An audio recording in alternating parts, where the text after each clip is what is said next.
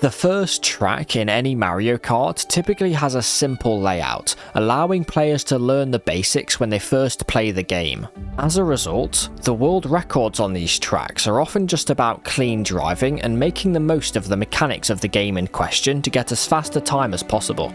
On the surface, Mario Kart Stadium looks no different, but in Mario Kart 8 Deluxe's fastest mode, 200cc, this track has been completely broken in the most unexpected ways. This is the story of how players destroyed the first track in Mario Kart. On the release date, 28th of April 2017, players were playing 200cc in time trials for the first time ever, as it was originally introduced as a Grand Prix and versus race only mode in Mario Kart 8 on the Wii U. So, some players were already familiar with the game mode, allowing them to drive decent times fairly quickly. Of course, there were many records set on that day, but let's go through the track using the fastest recorded time driven back then, a 111.908 by Mick. It begins with a simple right turn, with 2 coins available to grab on lap 1. Then there's a right U-turn, where you release an Ultra Mini Turbo and hop through the grass. After a short straightaway section with a line of coins on it, there is a left turn with a ramp in the grass, but Mick went around it as there was a much more valuable place to use a mushroom later on. After another straightaway, there is a right turn with 2 more coins to grab, followed immediately by a left U-turn, after which Mick released a Super Mini Turbo as quickly as possible. Following that is the glider section, where Mick grabbed 2 out of a possible 3 coins before landing, then used a mushroom through the off-road on the left to cut off most of the turn.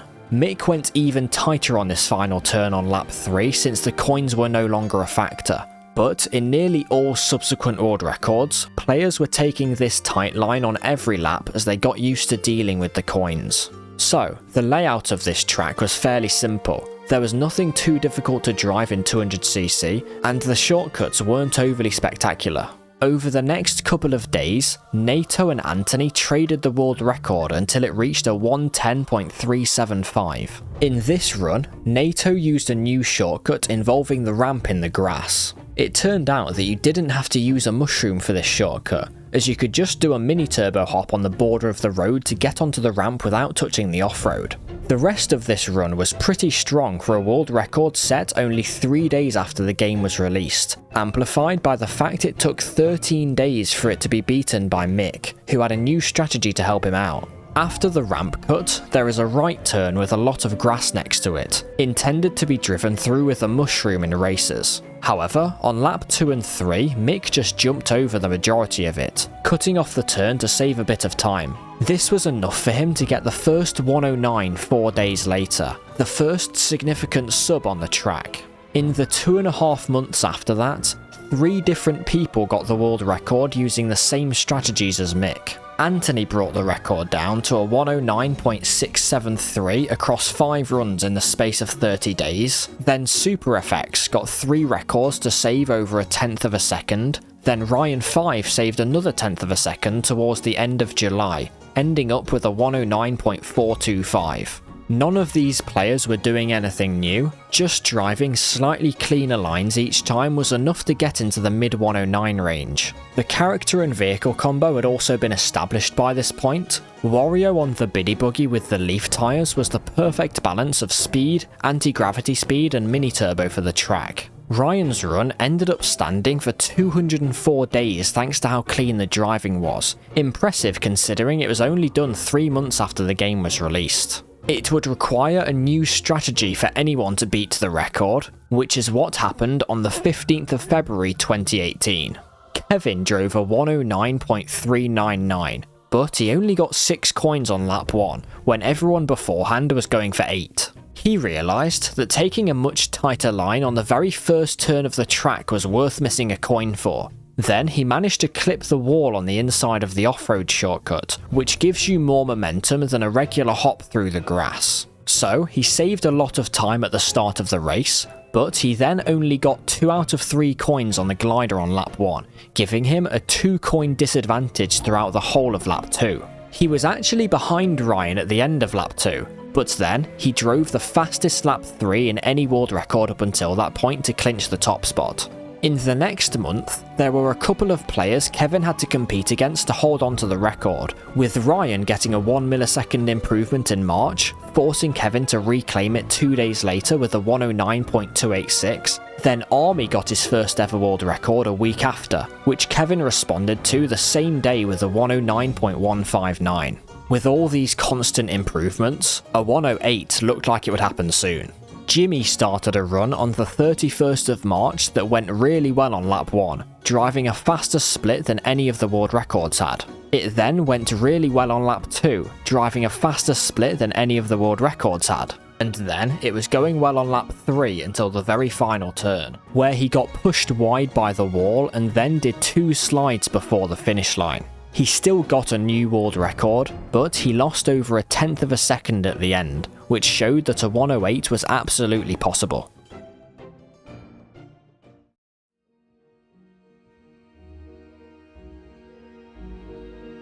The next world record on the track wasn't a 108, but it's still largely significant in the track's history.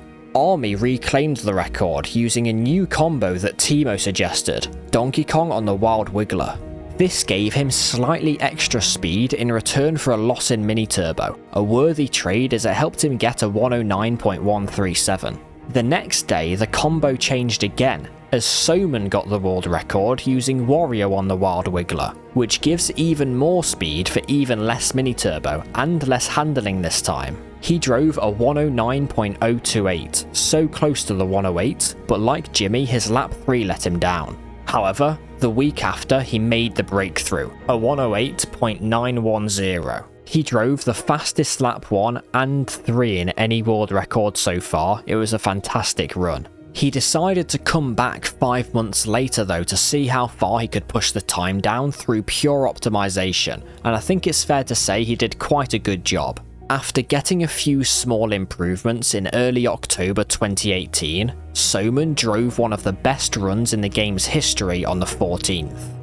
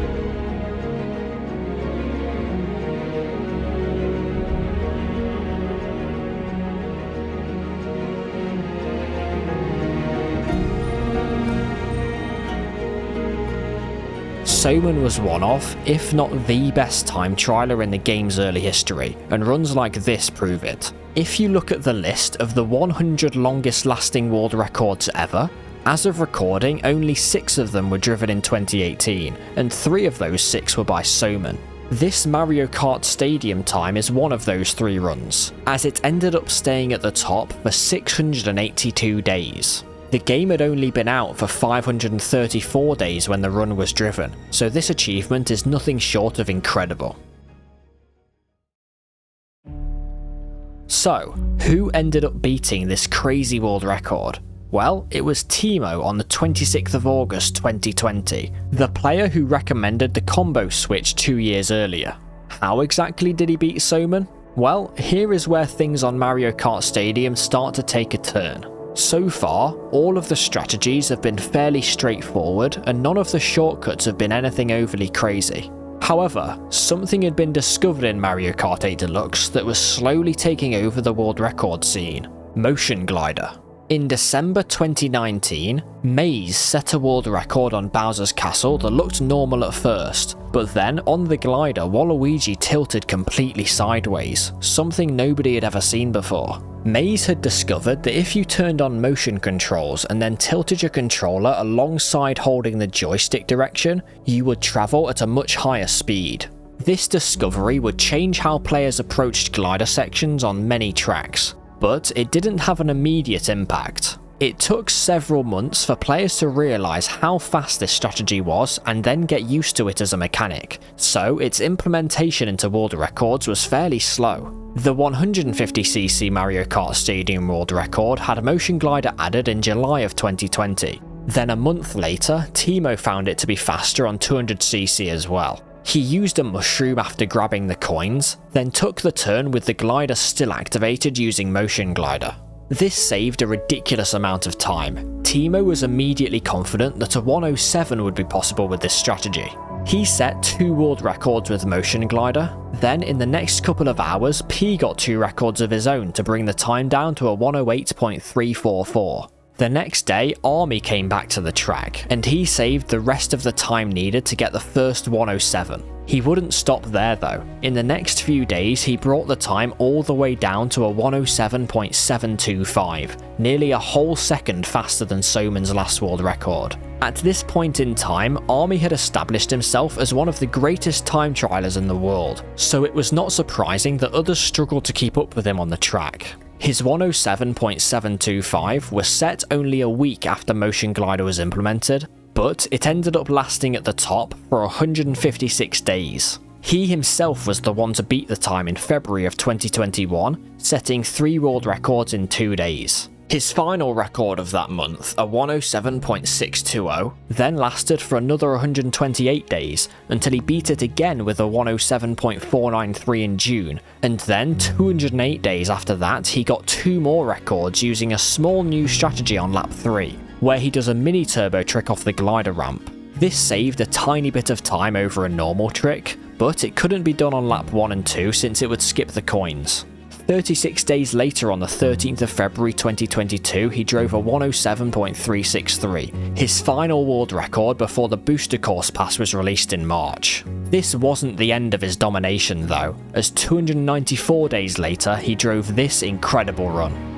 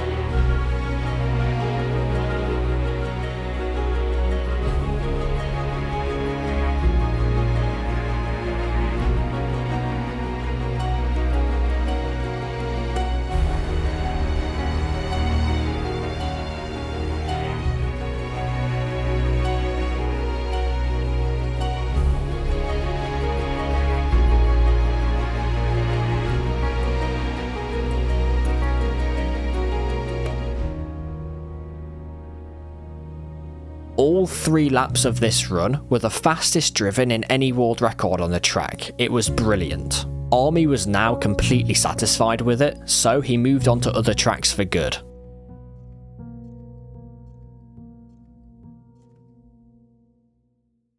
A few months later, in March of 2023, Wave 4 of the booster course pass dropped, which also involved an update to the stats of many characters and vehicles in the game. Luckily, no part of the Mario Kart Stadium world record combo was affected by this update. Plus, all the characters and vehicles that did get increases to their speed or mini turbo were still not fast enough to compete with Wario on the Wild Wiggler. Then in July there was another stat update with Wave 5 of the booster course pass, but once again it made no impact at all to Mario Kart Stadium.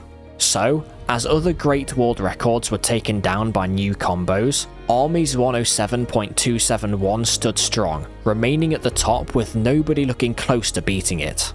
Soman had the longest lasting world record on the track, 682 days, but there was no reason to think Army wouldn't be surpassing that when the time came. Army himself certainly wasn't coming back to the track anytime soon, so it would require someone to pull off something miraculous to take the record.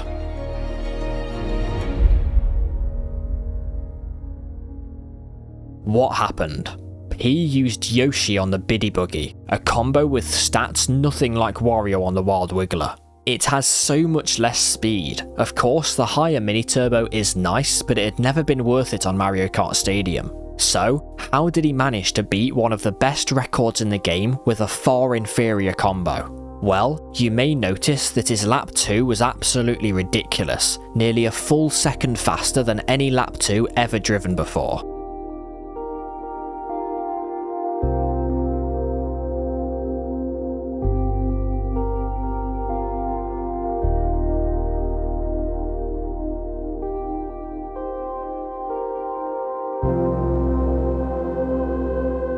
He had just completely broken the track. This incredibly difficult gap jump was known about for a long time before this run, but it was always thought to not be worth it for world records. Since the landing had always been incredibly awkward, it wouldn't work with Wario on the Wild Wiggler, and it uses a mushroom that you'd need for the ending. However, P managed to solve all of these problems. By jumping literally as tight as possible, he could get pushed back by the fence, and then use the extra handling Yoshi on the Biddy Buggy provides to turn directly towards the glider ramp straight away. He then used his final mushroom at the end of lap 2, so on lap 3 he did another new strategy to ensure that not too much time was lost at the end. Holding an ultra mini turbo up to the glider, then motion gliding in both directions back to back was fast enough to hold the lead over Army by 60 milliseconds, one of the most impressive shortcut discoveries in Mario Kart history. 2 weeks later, Deadmate beat the record using Yoshi on the Teddy Buggy, which has a higher speed stat than the Biddy Buggy, and still had the handling required to make the gap jump possible, making it faster overall for the track. The extra handling both these combos provided also allowed for the mini turbo trick on the glider ramp to be used on lap 1 as well, since you could now turn to the left quickly enough in the air to grab the coins, adding to the overall time save of this new strategy. Of course, with Deadmate driving a 107.154, the possibility of a 106 was naturally in people's minds. However, it would be an incredibly difficult task as Deadmate's run didn't have any significant time losses. There was one player willing to take on the challenge though, setting his first world record on the track 79 days after Deadmate's run was driven. Jenzua had set over 200 world records in the game by the end of 2024, and in September he added to his collection by driving a 107.131 to take the top spot on Mario Kart Stadium. But he wasn't satisfied with just getting the record, he wanted to get the first 106 in the track's history. He got the time down to a 107.088 2 days later, then came back the next month to make the final push for the 106.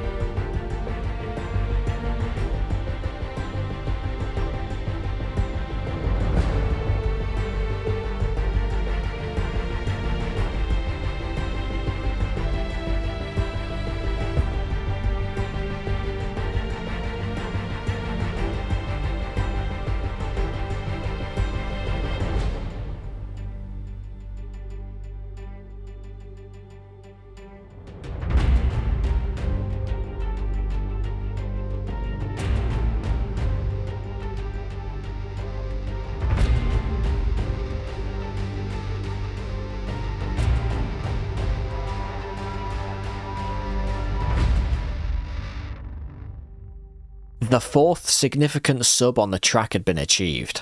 Jenzua drove an amazing lap 1 and 2, his lap 3 was the slowest in any world record since the gap jump was first implemented, but it was just about enough to get a 106.993.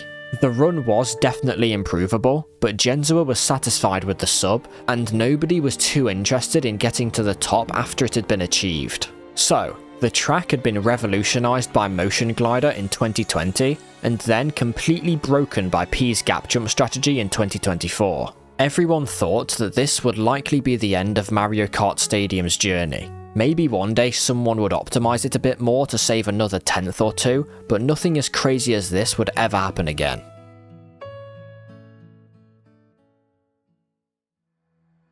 On the 24th of April 2026, a player named Quick Thief posted a screenshot of a 112.159, which of course on the face of it doesn't seem all that important. However, the way it was driven was unlike any run in this track's world record history.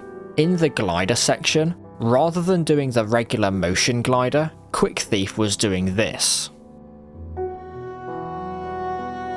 This is a Jenzua glider, where you combine motion gliding with a ramp trick to get a sideways speed boost. This trick had been used on several other tracks to improve the world record, so players had tried to get it to work on Mario Kart Stadium before, but it always seemed like it wouldn't be faster.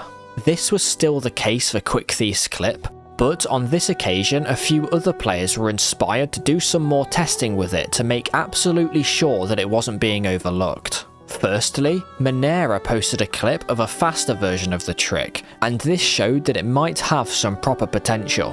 Falkmani certainly thought so, because he realised that if you could do it without a mushroom, then it could be faster than the world record lap 3 strategy of motion gliding in 2 different directions. So, he called in some help from James to test how fast this strategy could be.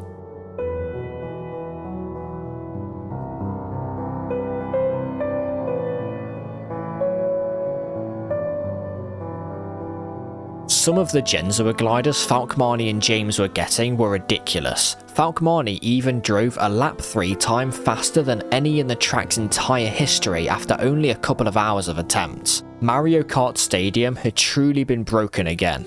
The question is, who was going to be the first to use this strategy in a world record? There were quite a few players doing attempts in the early hours of the 25th of April, but there was no complete consensus of what the run should actually look like. Originally, Falkmani suggested the Jenzua glider could be good for lap 3, so some players were trying to just drive a run with the gap jump on lap 2, then getting the Jenzua glider on lap 3. However, a few other players decided to ignore the gap jump completely and instead do the Jenzua glider on lap 2 and lap 3, since it would be easier to do, and if it saved enough time then it might well be faster. So, which strategy would prevail?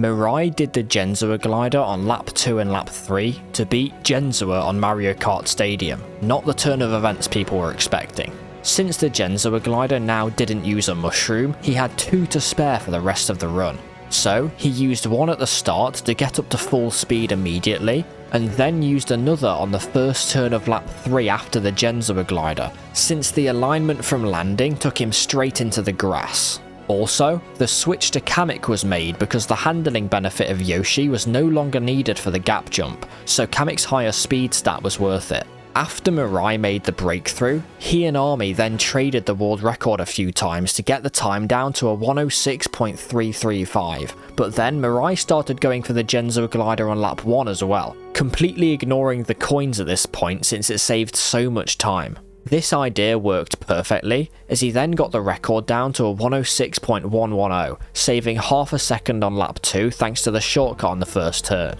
So, on the 25th of April 2026, Jenzua's 545-day-old world record had been beaten by almost 0.9 seconds, and this was just the start. The next day, Alberto got his first world record on the track, something he was very pleased about since there were 2 previous occasions where he got heartbreakingly close. Back in 2020, when Motion Glider was first found to work on the track, Alberto had several opportunities to get the record, but ultimately he couldn't see a run through before Army began his domination on the track. And then, 50 minutes after Mirai got the first Jenzua glider world record the day before, a 106.851, Alberto drove a 106.791, which seemed like a new world record. However, Army drove a 106.568, literally 13 seconds earlier than Alberto did, so he didn't actually get the record despite having his name at the top of the leaderboard. This time around though, he did get the record, and then he carried on playing to make a big impact in the track's history, as he achieved the 5th significant sub on the track with a 105.980.